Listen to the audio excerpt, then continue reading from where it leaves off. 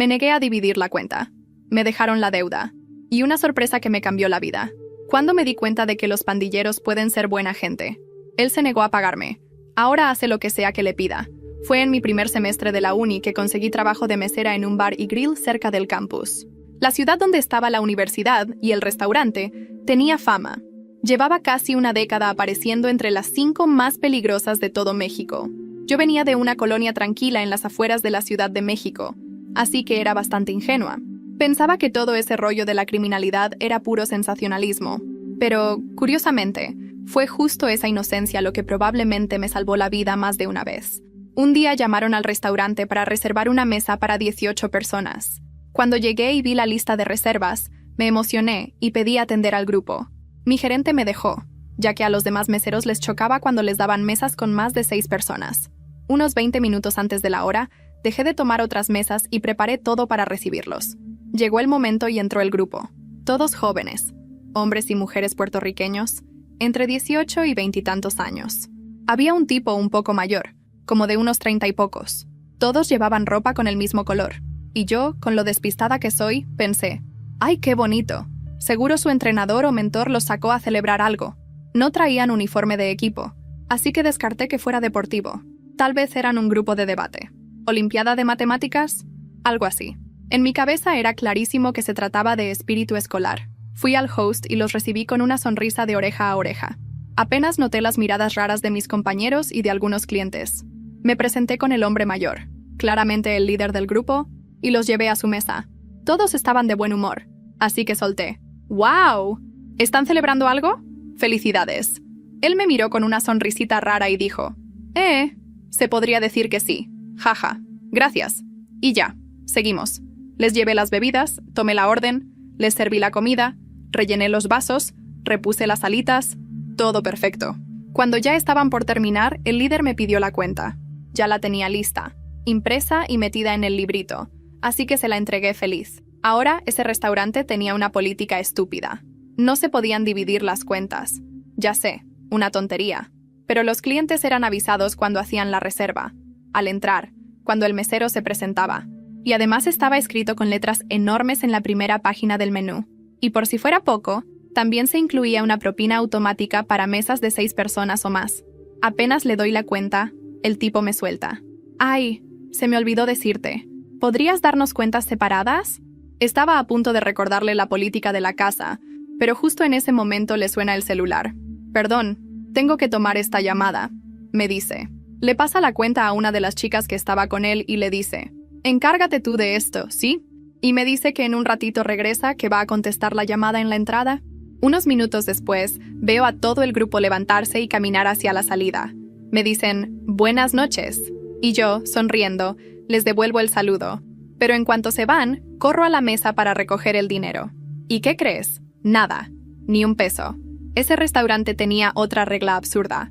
El mesero era responsable por lo que dejara su mesa, pagaran o no. Sí, ya sé que eso es ilegal, pero al dueño le valía 3 kilos. Pero ni loca pensaba pagar esa cuenta yo sola. Y hay algo que debes saber sobre mí. Cuando se me cruzan los cables, me transformo. Salí disparada desde el fondo del restaurante hasta la puerta principal y llegué justo a tiempo para bloquearles la salida. Me paré justo frente a la puerta, bloqueándola con el cuerpo como si de verdad fuera capaz de detener a 18 personas con una sola mirada. Pero ahí estaba, sudando frío por dentro, sonriendo por fuera, fingiendo una seguridad que no tenía. El tipo, el mismo que me había dado la cuenta y luego se había escabullido con su llamada, me miró de arriba abajo, como evaluando cuánto problema le iba a causar. Bajó lentamente el celular, inclinó la cabeza y dijo, ¿todo bien? No se puede salir sin pagar, le dije. La voz me salió más firme de lo que esperaba. Algunos de los otros empezaron a reír bajito, como si yo fuera un chiste, pero uno de los chicos se detuvo en seco, miró a los lados y murmuró, «¡Ey! Ya, párenle». El líder levantó las cejas, sorprendido, y se volvió hacia la chica a la que le había dejado la cuenta. Ella se encogió de hombros como si no tuviera idea de qué estaba pasando. Y ahí fue cuando lo entendí. Nunca planeaban pagar. «Mira», me dijo el tipo sin perder la sonrisa. «Fue un malentendido. Vamos a arreglarlo». Sacó una billetera gruesa, llena de billetes. Contó uno por uno frente a mí, sin apuro, y luego metió el dinero en la carpetita que yo había dejado sobre la mesa. Incluyó la propina. Todo exacto. ¿Contenta? Preguntó. Asentí, tragando saliva. Él me miró fijo, los ojos negros clavados en los míos. No con ira, sino con algo más inquietante. Curiosidad. «Tienes huevos», dijo en voz baja. «Eso no se ve todos los días». Se fue sin decir más. Todo el grupo lo siguió. Al pasar junto a mí, uno de los chicos me guiñó el ojo. Otro murmuró algo como «Cuídese, señorita», y se perdió entre las sombras. Cuando volví adentro, el gerente me estaba esperando con cara de piedra. «¿Qué hiciste?» «Cobré la cuenta». «¿Les gritaste?» «No, solo les recordé que debían pagar». No dijo más. Pero esa noche, mientras limpiaba la estación, uno de los cocineros se me acercó. ¿Sabes quiénes eran esos? Negué. Ni te conviene saber. No los enfrentes de nuevo. No vale la pena. Pero algo en mí ya había cambiado. No fue miedo. Fue otra cosa. Una chispa rara. Sentí como si por primera vez alguien me hubiera visto. Como si esa gente, por retorcida que fuera, me hubiera respetado más que muchos clientes decentes. Esa semana volví a mis turnos normales. Traté de olvidarme del asunto. Me concentré en estudiar, en llegar temprano, en no dar motivos para que me despidieran. Pero el martes, saliendo del trabajo, vi algo que me detuvo en seco. Un coche negro estaba estacionado frente al restaurante, parado, sin las luces encendidas. En cuanto salí, el vidrio se bajó. Era él. «Buenas noches», me dijo sonriendo. Me quedé congelada. No supe si correr, gritar o actuar como si nada. «Tranquila», dijo. «Solo quería hablar. Tengo una propuesta. Nada ilegal, te lo prometo». «¿Por qué yo?» «Porque no tuviste miedo. Y eso vale más de lo que imaginas». Sacó un papel del bolsillo. Era un número de teléfono, sin nombre, sin logo. Me lo extendió por la ventana. «Si algún día te cansas de que te pisoteen por hacer bien tu trabajo, llámame». Y se fue. Esa noche no pude dormir. Pasaron 2 semanas. No lo llamé. Pero tampoco boté el papel. Lo guardé en mi agenda, entre las páginas que nunca abría. Me decía a mí misma que solo era por si acaso, que jamás iba a marcar ese número. Pero la vida tiene una forma rara de empujarte justo hacia donde no quieres ir. 2 semanas después, una situación con un cliente cambió todo. Fue la gota que derramó el vaso. Un tipo que venía seguido, uno de esos que creen que pagar una cerveza les da derecho a tratarte como sirvienta personal, cruzó la línea. Me tocó el brazo, me dijo algo al oído que no voy a repetir. El gerente lo vio. ¿Y qué hizo? No exageres. Él es cliente frecuente. Esa noche lloré en el baño, y cuando salí, el cliente me sonrió como si nada. Al llegar a casa, saqué la agenda, saqué el papel, y marqué. «¿Sí?», contestó la voz al otro lado. «Soy yo», dije. Y solo eso. Del otro lado, un silencio. Y luego, una frase que me heló la sangre. Ya era hora. Esa noche, después de la llamada, casi no pude dormir. Mi cabeza no dejaba de darle vueltas a lo que acababa de hacer. Aceptar la ayuda de ese hombre misterioso en el coche negro. No sabía quién era, qué quería realmente, ni a dónde me llevaría todo eso. Solo sabía que necesitaba salir del ciclo de miedo y humillación en el que estaba atrapada. Al día siguiente, salí del trabajo con el corazón acelerado. Estaba sola en la calle cuando el mismo coche apareció otra vez. Él bajó con una sonrisa tranquila, serio pero sin agresividad. «Pensé que no ibas a venir», dijo. Me quedé parada, sin saber qué responder. No parecía un delincuente común, ni alguien que quisiera amenazarme. Era solo alguien que entendía que yo estaba atrapada en un callejón sin salida. «¿Por qué haces esto?», pregunté. Respiró hondo y respondió. «Porque, incluso en la peor de las ciudades, hay gente que merece una oportunidad. Tú tienes coraje. Eso es valioso para nosotros». Después me dio una tarjeta con solo un número y una frase escrita detrás. «Cuando necesites, solo llama». Sin nombre, sin dirección. No sabía si confiar, pero algo dentro de mí me dijo que sí. Los días siguientes, cosas extrañas empezaron a pasar. Personas que antes me miraban mal en el restaurante ahora respetaban mi espacio. Algunos incluso evitaban molestarme. No lo entendí al principio, pero pronto comprendí que el grupo de ese hombre tenía más alcance del que imaginaba. Entonces, un día, durante mi turno, el gerente vino con cara seria. Un cliente habitual, de esos que creen que el bar es su casa, estaba causando problemas. Yo ya estaba cansada de aguantar todo, y esta vez no me callé. Le respondí de igual a igual. El tipo se enfureció y me amenazó, pero sabía que algo había cambiado. Esa noche, el hombre desapareció de la ciudad. Cuando regresó, no era el mismo. Evitaba mirarme y apenas hablaba con el personal. Empecé a entender que el respeto, a veces, viene de donde menos lo esperas. Un par de días después de aquel enfrentamiento, la rutina en el restaurante volvió a la normalidad, pero yo ya no era la misma. Sentía que había cruzado una línea invisible. El respeto no venía solo de palabras, sino de actos, y yo estaba empezando a entender cuáles eran las reglas no escritas de ese juego. Esa noche, mientras limpiaba las mesas después del cierre, noté que alguien me observaba desde la esquina. Era uno de los chicos del grupo del coche negro, el que parecía menos hablador. Se acercó sin prisa, y con voz baja me dijo: «Te están probando. No todos aguantan lo que tú aguantaste». Fruncí el ceño, confundida. «¿Probarme? ¿Para qué?» «Para saber si eres de los nuestros». Antes de que pudiera responder, se dio la vuelta y desapareció en la oscuridad. No sabía qué pensar. ¿De los nuestros? ¿Quiénes eran ellos realmente? Solo sabía que, por primera vez, me sentía parte de algo, aunque todavía no entendía qué.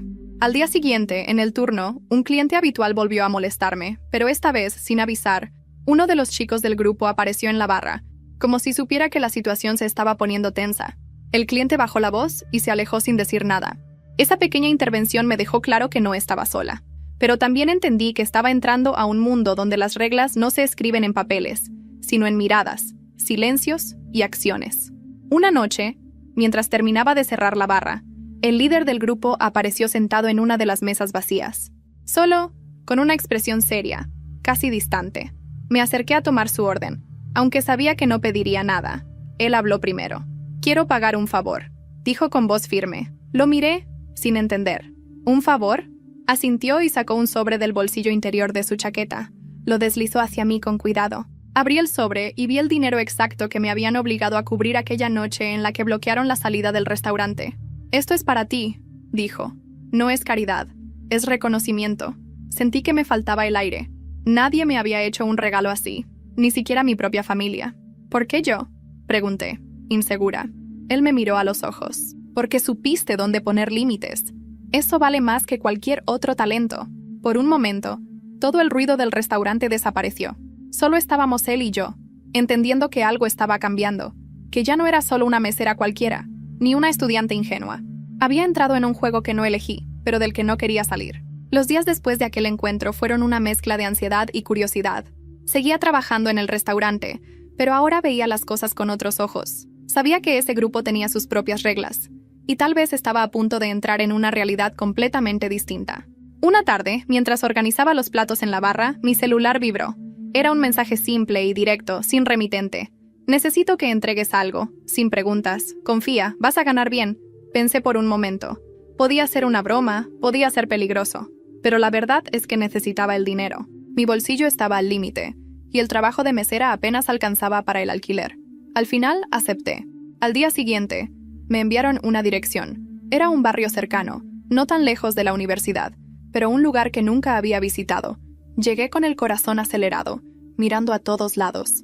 En la puerta de la casa, había una mochila pequeña esperándome. La tomé sin abrirla. Todo muy rápido, muy discreto. Por mensaje me dieron la dirección donde debía entregar la mochila, una casa aún más modesta en la misma zona. Volví al restaurante con las manos temblando y la cabeza llena de dudas. En el camino pensaba, ¿estoy metiéndome en un lío? ¿Será ilegal? ¿Estoy entrando en algo más grande que yo? Pero el miedo quedó en segundo plano cuando, al día siguiente, al llegar a casa, encontré un sobre con dinero en mi buzón, más del triple de lo prometido. Ahí comprendí. No era solo trabajo, era una oportunidad. Quizás una forma de cambiar mi vida, o al menos de sobrevivir en ella. Desde ese momento, las tareas aumentaron. Más entregas, más confianza. Aún no entendía bien qué implicaba todo, ni qué hacía realmente ese grupo, pero ya no podía negar que estaba atrapada en esa red. Y lo más extraño de todo, estaba empezando a disfrutar la adrenalina. Las semanas siguientes fueron un torbellino. Lo que había empezado como un simple encargo se convirtió en una serie de tareas cada vez más frecuentes y complejas. No eran ilegales, al menos no a simple vista, pero sentía que me estaba adentrando en un mundo desconocido, con reglas que no terminaba de comprender del todo. Al principio, las instrucciones eran claras y sencillas. Entregar paquetes pequeños, vigilar puntos específicos, observar sin llamar la atención, siempre con la advertencia de no abrir nada, no preguntar y ser puntual. El grupo mantenía un perfil bajo, pero sus movimientos eran estratégicos y calculados. Yo solo debía ser una pieza más en su engranaje. La primera vez que tuve que esperar en un callejón, con el corazón latiendo a 1000 por hora, pensé que todo se derrumbaría. Me senté en una caja, observando cómo la gente pasaba sin reparar en mí. Sentía las miradas de los perros de la calle y el ruido de los motores en la lejanía. Minutos después, una figura apareció en la esquina y me entregó una bolsa pequeña. La agarré con cuidado y la guardé en mi mochila. Todo en silencio, sin una palabra. Desde entonces, las cosas no fueron fáciles. La universidad y el trabajo en el restaurante seguían consumiendo la mayor parte de mi tiempo y energía, pero ahora debía repartir mi atención en estas nuevas responsabilidades. Las noches en vela se volvieron rutina, pero lo peor era la incertidumbre. ¿Qué estaban haciendo realmente? ¿Para qué servían esas entregas? Recuerdo una ocasión especialmente tensa. Estaba esperando para hacer una entrega en un barrio periférico, lejos de las luces y cámaras del centro. El lugar parecía abandonado, con calles llenas de basura y casas semiderruidas. Mientras esperaba, noté que un coche negro circulaba lentamente por la calle. Mi instinto gritaba que algo no estaba bien. Intenté mantener la calma, pero el coche detuvo su marcha a pocos metros de donde estaba. Una ventana bajó y vi un rostro que no conocía. Me pidieron que me apartara, pero no podía moverme. Fue uno de los momentos más aterradores de mi vida. Afortunadamente, alguien del grupo apareció justo a tiempo y el coche se alejó. Esa noche aprendí una lección valiosa. No estaba tan protegida como creía. Había límites que respetar, señales que no podía ignorar. Pero pese a todo, no podía dar marcha atrás. La paga era demasiado buena para renunciar. Y había algo en ese mundo que, aunque peligroso, me hacía sentir viva. Ya no era la chica ingenua que llegaba a la ciudad con miedo. Había aprendido a leer entre líneas, a interpretar miradas, a guardar secretos. El grupo empezó a involucrarme más. No solo entregas, sino también vigilancia, seguimiento. Me pidieron que tomara nota de horarios, movimientos sospechosos, rostros conocidos. Tenía que aprender a ser invisible, pero también alerta. Una noche, mientras hacía una ronda de observación, vi a un par de policías en una esquina, mirando hacia el bar donde trabajaba. No parecía casualidad. Sentí un escalofrío. Me pregunté si el grupo estaba siendo vigilado, si había traidores, si la policía sabía más de lo que decía. En esos momentos, el líder del grupo me llamó por teléfono. La voz era firme pero tranquila. Tienes que aprender a desconfiar. Nadie es quien parece ser. La calle te enseña rápido o te traga. Me recomendó que practicara el ojo abierto, observar sin ser vista, notar detalles que otros pasan por alto. Me llevó a un lugar apartado, un terreno baldío donde algunos del grupo tenían un espacio para entrenar. Ahí aprendí técnicas básicas, cómo moverse sin hacer ruido, cómo esconderse en la sombra, cuándo correr y cuándo quedarse quieta. No era un entrenamiento de película, pero era real, era supervivencia. En esos días también conocí historias del grupo, gente que había perdido familia, gente que había sido traicionada, gente que se protegía mutuamente porque no tenían a quién más recurrir. El líder me explicó que, aunque los medios los pintaran como criminales, muchos de ellos solo buscaban proteger a su comunidad de los abusos y la violencia externa. Eso me golpeó fuerte. Me hizo cuestionar todo lo que creía saber sobre buenos y malos. Por otro lado, cada vez sentía más el peso de la doble vida.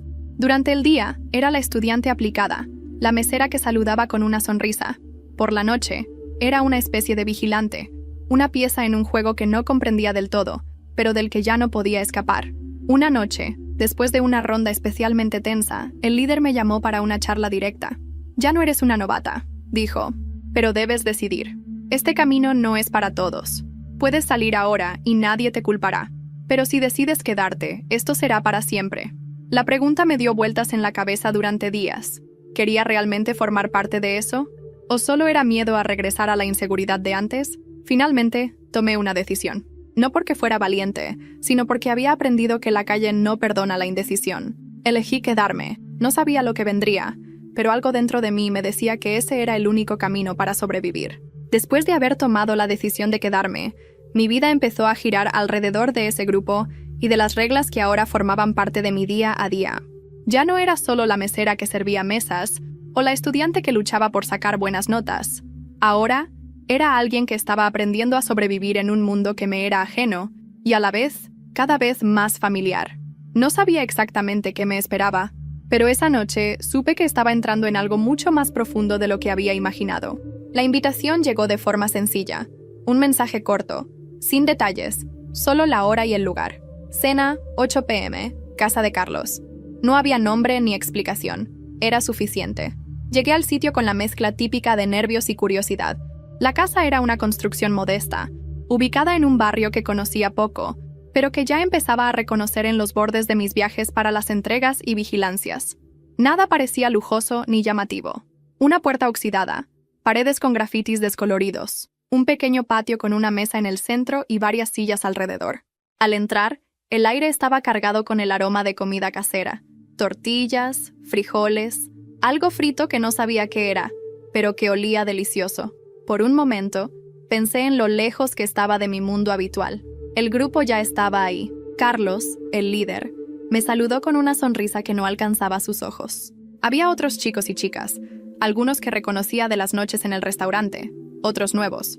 Todos parecían relajados, pero había una tensión sutil en el aire, como si esa reunión significara algo más que solo una comida. Me hicieron sentar junto a Carlos. No hubo formalidades ni preguntas incómodas. La conversación empezó suave, hablando de la vida en el barrio, de las dificultades que todos enfrentaban, de las injusticias que parecían persistir a pesar de los años. Pero poco a poco, el tono cambió. Carlos habló con voz baja, como quien quiere que solo unos pocos escuchen. «Esta cena no es solo para comer», dijo. «Es para que entiendas lo que somos y lo que hacemos. No somos solo un grupo que hace entregas o protege su territorio. Somos una familia. Y como toda familia, tenemos reglas y responsabilidades». Todos asintieron, mirándome directamente.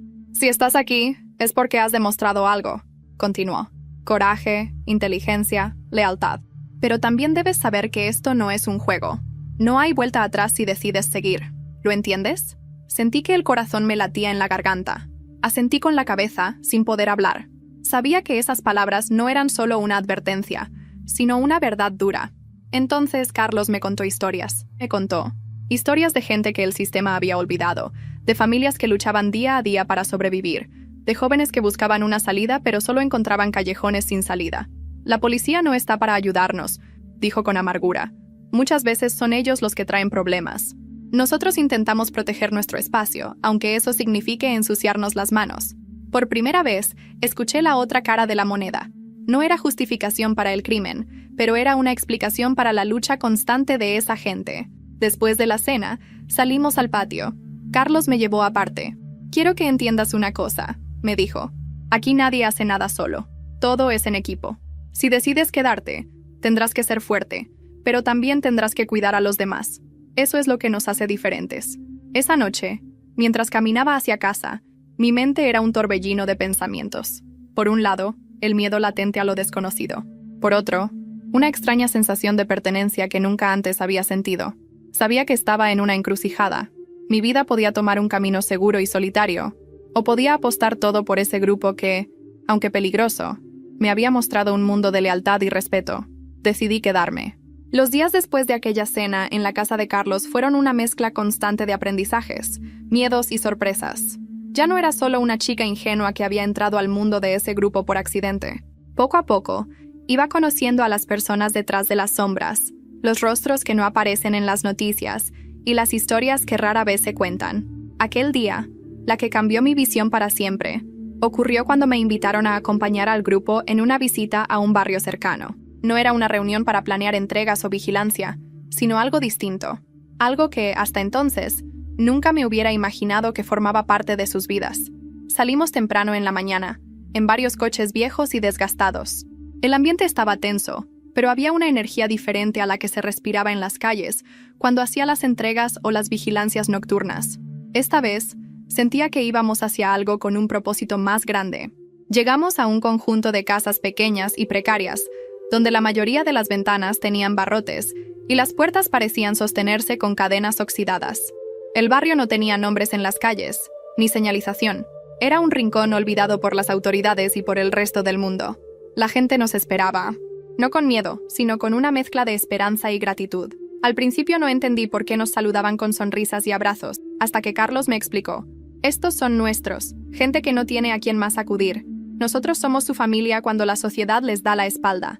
Entramos en una de las casas, donde una mujer mayor estaba sentada en un sillón desvencijado, con un niño pequeño en brazos. La casa era oscura, apenas iluminada por una lámpara de techo con una bombilla parpadeante. La mujer nos recibió con lágrimas en los ojos, agradeciendo por la ayuda que les habían brindado. Carlos y los otros comenzaron a sacar cajas con comida, ropa y medicinas. No era mucho, pero para ellos era la diferencia entre pasar hambre o tener un plato en la mesa. Observé cómo el grupo coordinaba la distribución de todo, con una precisión que no imaginaba. No era solo un acto de caridad, era un compromiso.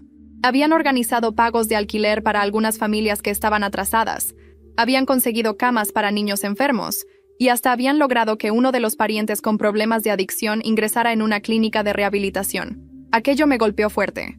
Me hizo cuestionar todos mis prejuicios. Todos los juicios que había hecho antes sobre ellos. No eran simplemente pandilleros como los mostraban las noticias, o como la gente de la universidad hablaba a escondidas. Eran personas que luchaban por mantener viva a su comunidad, con sus propios métodos y reglas, pero con un sentido profundo de responsabilidad hacia los suyos. De regreso al coche, Carlos me miró y dijo: «Ahora entiendes. No somos santos, ni criminales perfectos. Somos sobrevivientes. Hacemos lo que debemos para proteger a nuestra gente». A partir de ese momento, algo cambió en mí. No podía verlo solo como una amenaza o un problema. Eran, en su extraña manera, un refugio para quienes el sistema había olvidado. Sin embargo, la realidad seguía siendo dura. No todo era solidaridad y ayuda mutua. Había violencia, miedo y riesgo en cada esquina. Un día, en medio de una entrega, me encontré con un grupo rival que nos observaba con ojos fríos. Supe en ese instante que la paz era temporal y que siempre estaba al borde de romperse. Pero esa vida peligrosa tenía sus recompensas. Había aprendido a confiar en mi intuición, a detectar señales, a moverme con rapidez. Mi cuerpo y mi mente estaban en alerta constante, pero también había encontrado un sentido de pertenencia que nunca antes había sentido. Una noche, después de una jornada especialmente agotadora, me senté con Carlos en el pequeño patio de la casa donde nos reuníamos. Hablamos durante horas sobre la vida, el futuro, y lo que significaba ser parte de algo tan complejo. «¿Crees que esto tendrá un final feliz?», le pregunté. Él se quedó en silencio por un momento. «No lo sé», respondió. «Pero mientras estemos juntos, podremos enfrentar cualquier cosa». Esas palabras me dieron fuerzas para seguir adelante. Sabía que el camino no sería fácil, pero ya no estaba sola. Había encontrado en ese grupo una familia inesperada, y aunque el futuro era incierto, estaba decidida a caminar ese camino hasta el final. Desde que había tomado la decisión de quedarme, mi vida se había convertido en una mezcla constante de adrenalina, miedo y una extraña sensación de pertenencia. El grupo ya no era solo un conjunto de desconocidos que me hacían encargos. Eran mi familia, mi protección, y a veces mi carga más pesada. Pero en ese mundo, la seguridad era un lujo que nadie podía permitirse. Esa noche comenzó como cualquier otra. Salí del restaurante después de mi turno, cansada pero satisfecha por haber resistido otro día sin mayores problemas. El aire fresco me golpeó la cara, y me sentí agradecida por un momento de calma.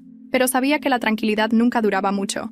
Recibí una llamada del líder del grupo, Carlos. Su voz era baja y tensa, nada que ver con su habitual calma. «Tenemos un problema», dijo. «Alguien nos está siguiendo». No me sorprendió. En aquel mundo, donde las lealtades eran frágiles y la violencia acechaba a cada esquina, no era raro que nos vigilaran, pero esta vez parecía diferente, más serio.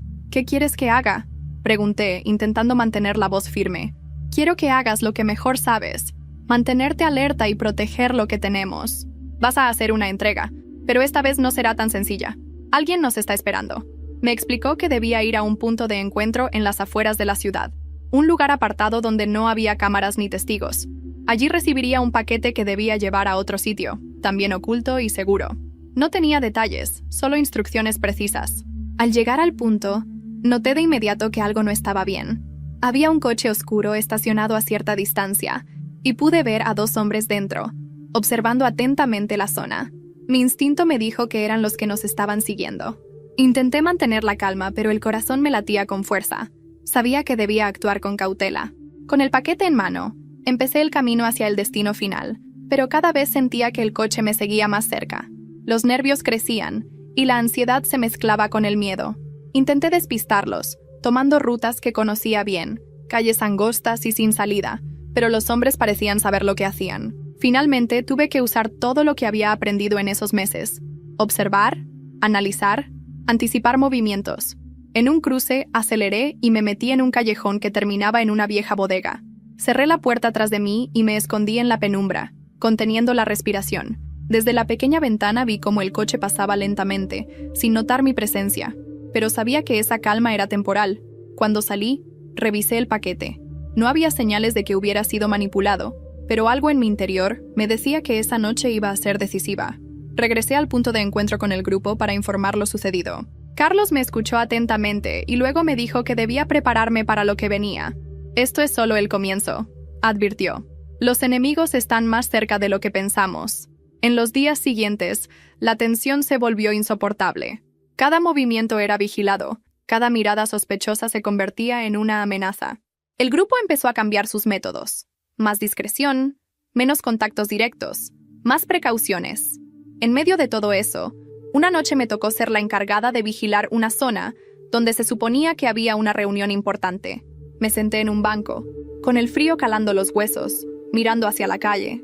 Entonces los vi. 2 hombres que se movían con cuidado, hablando bajo, pero claramente observando. En ese momento, tuve que decidir si me quedaba o huía. Sabía que mi vida dependía de esa decisión. Decidí quedarme. Durante horas los seguí a distancia, anotando sus movimientos, intentando memorizar rostros y vehículos. Pero cuando intenté comunicarlo al grupo, la señal se cortó. Sentí el pánico subir, pero algo dentro de mí no dejó que me paralizara. Usé el mensaje encriptado que Carlos me había enseñado. Envié un mensaje corto con la información que pude. A los pocos minutos, 2 de los chicos llegaron en motos y dispersaron a los sospechosos. No hubo violencia, solo una advertencia clara. Pero la noche no terminó ahí. Al regresar, uno de los chicos me llevó aparte. «Estuviste bien», dijo, «pero esto se va a poner peor. Prepárate para lo que venga». Los días siguientes fueron una prueba constante. Más vigilancia, más entregas arriesgadas, más secretos. Me di cuenta de que ya no había vuelta atrás. Estaba dentro, hasta el fondo. Y aunque el miedo seguía presente, también había algo más. Una determinación feroz de proteger a los míos, de no fallar. Una noche, mientras me preparaba para una entrega, Carlos me llamó para darme instrucciones finales. «Esta es la más importante», dijo. «No puedes fallar». Entendí que esa misión definiría mucho de lo que vendría después. Con el paquete en la mochila y el corazón en la garganta, salí a enfrentar el riesgo que había elegido. Había pasado casi un año desde aquella noche en que bloqueé la puerta del restaurante. Desde entonces, mi vida había cambiado más de lo que podría haber imaginado. Ya no era simplemente la estudiante universitaria tímida que comenzó a trabajar como mesera en un bar cerca del campus. Me había transformado en alguien que conocía el lado más oscuro y, a la vez, más humano de la ciudad. Aquellos meses habían sido una mezcla constante de riesgo, lealtad y aprendizaje. Había vivido en la cuerda floja entre 2 mundos. Uno en el que trataba de mantener la normalidad y otro en el que cada movimiento podía ser una cuestión de vida o muerte. Sin embargo, a pesar de todas las dificultades, había ganado algo que nunca había esperado: respeto. No solo de quienes formaban parte del grupo, sino también de los vecinos, los clientes habituales e incluso del propio barrio. Y esa noche, mientras cerraba el restaurante después del turno, recibí una llamada que sabía cambiaría todo nuevamente. La voz al otro lado era la misma, calmada pero cargada de un peso que no podía ignorar. «Ha llegado la hora», dijo Carlos. «Un último favor». No había preguntas ni rodeos. Simplemente una invitación, o mejor dicho, una orden, que no podía rechazar. Me preparé mentalmente para lo que sabía sería una misión distinta a todas las anteriores. No era solo una entrega o una vigilancia, era algo personal. Cuando llegué al punto de encuentro, Carlos ya estaba esperando, rodeado por algunos miembros del grupo que ya consideraba familia. Sus rostros eran serios, conscientes de la importancia de lo que estaba por venir. «Esto no es un juego», me advirtió. «Lo que hagamos esta noche definirá mucho de nuestro futuro». Asentí, sintiendo cómo el peso de sus palabras calaba hondo en mi pecho. Me entregaron una carpeta con información detallada. No era un paquete físico esta vez, sino documentos, nombres y datos que debían llegar a las manos correctas, sin levantar sospechas. Durante semanas habíamos escuchado rumores de movimientos que amenazaban el equilibrio en el barrio. Grupos rivales tratando de expandir su territorio, infiltraciones de policías corruptos y una red de informantes que ponía en riesgo a todos. Esta misión era un intento de frenar esa amenaza, de proteger a quienes confiaban en nosotros. Salimos en silencio, divididos en grupos pequeños para evitar llamar la atención. Yo iba con Carlos y otro chico, recorriendo calles oscuras y esquinas olvidadas. Cada paso era una mezcla de tensión y concentración. Sabía que cualquier error podía costar caro. Llegamos al lugar indicado, una casa antigua con ventanas tapiadas y puertas reforzadas. Nadie debía saber qué contenía. Carlos me indicó que entregara la carpeta a una mujer que esperaba dentro. Era una persona que el grupo consideraba clave, alguien que trabajaba para mantener la comunicación con otras áreas y asegurar la coordinación. Al entrar, sentí una mezcla de respeto y nervios. Y la mujer me miró a los ojos y asintió, sin necesidad de palabras. Le entregué la carpeta y regresé al auto con el corazón acelerado, pero la misión no había terminado. Mientras nos alejábamos, escuchamos ruidos detrás de nosotros. Un grupo rival nos había descubierto y nos perseguía. Empezó una persecución tensa por las calles estrechas y mal iluminadas. Cada curva era un riesgo, cada semáforo una posible trampa. Aceleramos al límite, con Carlos al volante, y yo rezando para que llegáramos a salvo. Finalmente, logramos despistarlos entrando en un callejón sin salida, donde nos esperaba el resto del grupo. El alivio fue inmediato, pero sabíamos que esa noche solo era una batalla en una guerra mucho más grande. De regreso en la casa, Carlos me miró con seriedad. «Hiciste un buen trabajo», dijo. «Esto es solo el principio de algo más grande». Esa noche, mientras descansaba, pensé en todo lo que había vivido. En cómo, desde esa primera cuenta que me dejaron, había entrado en un mundo que no elegí, pero que ahora formaba parte de mí. Y entendí una cosa fundamental. Los bandidos no siempre son los peores. Los buenos no siempre son los más seguros. Había encontrado en esa familia imperfecta una lealtad que no había conocido antes. Y aunque el futuro era incierto, sabía que no estaba sola. Porque al final todos buscamos lo mismo: sobrevivir, proteger a los nuestros y encontrar un lugar al que llamar hogar. Pasó el tiempo. La universidad quedó atrás, y el restaurante también. La ciudad seguía igual de peligrosa, con sus calles llenas de historias no contadas, silencios que pesan y luchas invisibles. Yo también cambié. Ya no soy aquella chica ingenua que pensaba que la vida se resolvía con buenas intenciones y sonrisas. Aprendí que el mundo es mucho más complejo y que las etiquetas que ponemos, buenos, malos, inocentes, culpables, a menudo no dicen la verdad completa. Conocí a personas que, en los ojos de muchos, serían solo pandilleros o delincuentes, pero que en realidad eran protectores de su gente, soldados en una guerra que nadie les pidió pelear. También entendí que el respeto y la lealtad pueden surgir en los lugares más inesperados, y que la valentía no siempre es heroica. A veces es simplemente resistir, día tras día, en medio del caos. Hoy, miro hacia atrás y sé que cada paso que di me formó. Cada riesgo, cada entrega, cada mirada compartida en la oscuridad.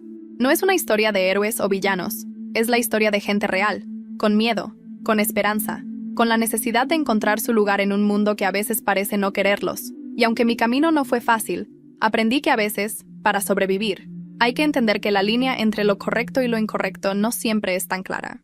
Lo que sí sé es esto: nadie es completamente bueno ni completamente malo. Somos todos una mezcla, tratando de hacer lo mejor que podemos con las cartas que nos tocan. Y esa, tal vez, es la verdad más real que conozco.